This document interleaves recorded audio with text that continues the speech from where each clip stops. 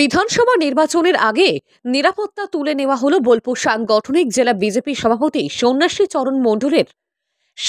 চরণ মণ্ডলের পাশাপাশি কেন্দ্রীয় নিরাপত্তার রক্ষী তুলে নেওয়া হয়েছে বোলপুর লোকসভা কেন্দ্রের বিজেপি প্রার্থী পিয়া সাহারও। কেন্দ্রীয় সরকারের স্বরাষ্ট্র মন্ত্রকের পক্ষ থেকে নিরাপত্তা দেওয়া হয়েছিল বোলপুর সাংগঠনিক জেলা বিজেপি সভাপতি সন্ন্যাসী চরণ মণ্ডলকে। গত পঞ্চায়েত নির্বাচনে আক্রান্ত হওয়ার পর এই নিরাপত্তা দেওয়া হয়েছিল। বুধবার স্বরাষ্ট্র মন্ত্রকের দেওয়া নিরাপত্তা তুলে নেওয়া হয়েছে বলে জানান বিজেপি সভাপতি সন্ন্যাসী চরণ মণ্ডল।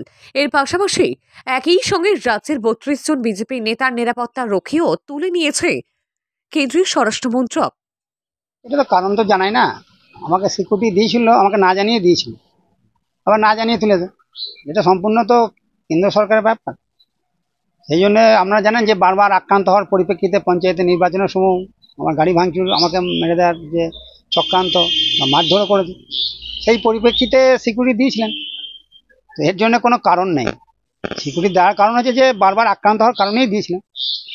সামনের যে রদবদল রয়েছে বিজেপি, কোথাও কি সেই চিন্তা ভাবনা রেখেছে? না, এটার জন্য তো কোনো বদলাতে চলেছে না, সেই ধরনের কারণ নাই। এটা এমনিতেই আমাদের এখানে শুধু এককভাবে নয়, প্রায় 32 জনের সিকিউরিটি তুলেছে, আবার প্রয়োজনে সিকিউরিটি দেবে।